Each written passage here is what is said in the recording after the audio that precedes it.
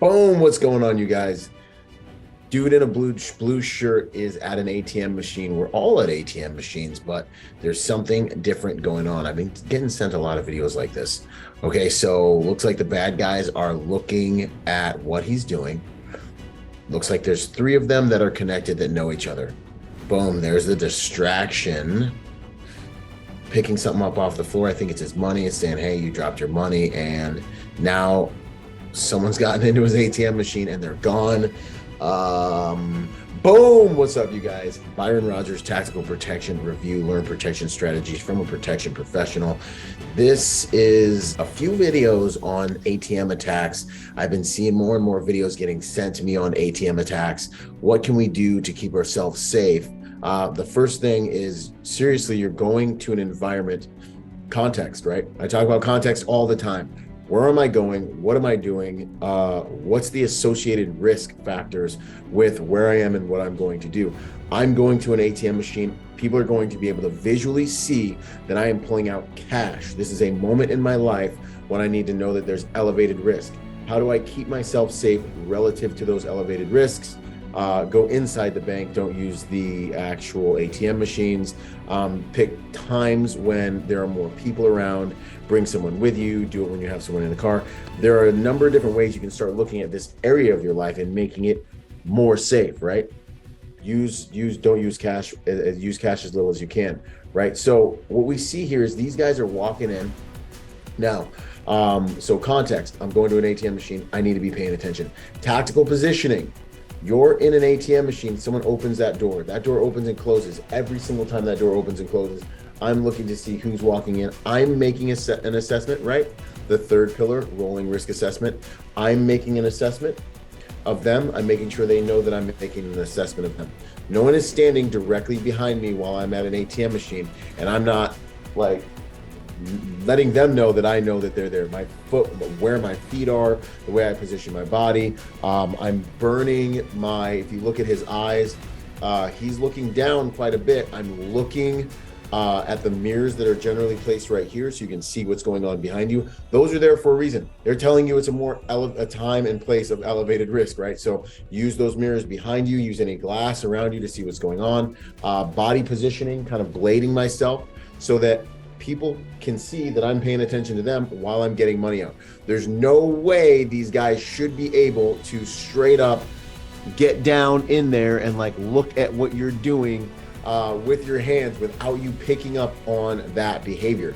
A guy rolls up the ATM machine or whatever next to you. We're looking at that guy, right? Like we're making eye contact. Now someone says they drop something. This is where they're starting to get the drop on you. If you look at the guy who walks in last, I love this spin move around.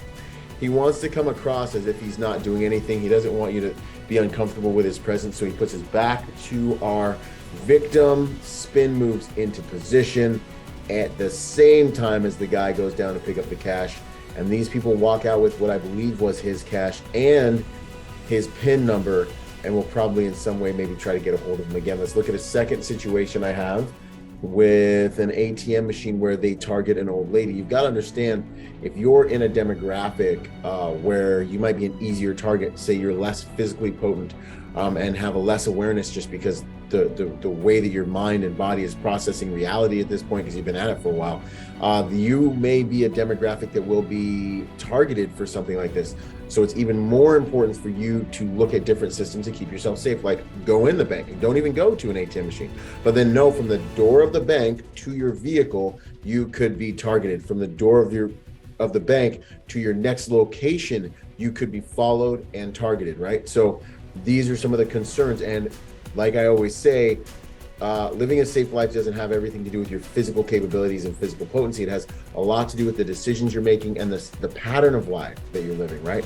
So make sure you share these videos so people who need them can get them. So she's sitting here at an ATM machine. She's got her flower dress on. An individual with a red beanie is walked up right behind her. Now look at where her eyes are. She's looking down. She's not paying attention. And he's looking right over her shoulder. Remember, I talked about context. Pay attention. You're going into an environment where you need to be paying attention. Tactical positioning. He is standing right behind her, up on her. You need to be able to feel that someone's there. You should have already turned around, made eye contact, and constantly be assessing your environment while you do what you need to do. Boom, he's got the PIN number. He's looking over his shoulder. You see him back up. He's got the PIN number, and his buddy hands him the cash. He drops the cash, taps her. When she bends over to get the cash, boom. The other guy on her right reaches in, gets some stuff. He needs a few extra seconds. My man in the beanie continues distracting her while the third guy watches the door, essentially. So what do we know about these attacks? They're happening in threes. If three individuals walk into an enclosed ATM space with you, pay attention. Looks like they're liking to do these in enclosed spaces, because the other one I believe was in an enclosed space as well. You need to be paying attention. When you're going to ATM machines, you need to be paying attention. If someone taps you on the shoulder because it looks like you dropped some money, you need to be paying attention.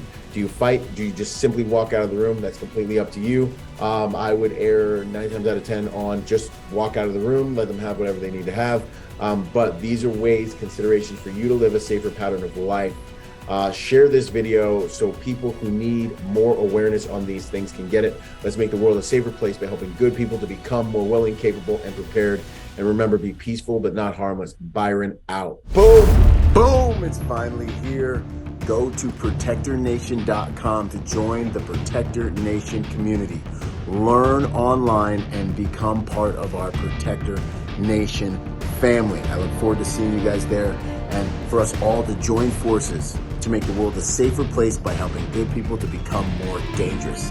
I'll see you there, and until then, be peaceful but not harmless.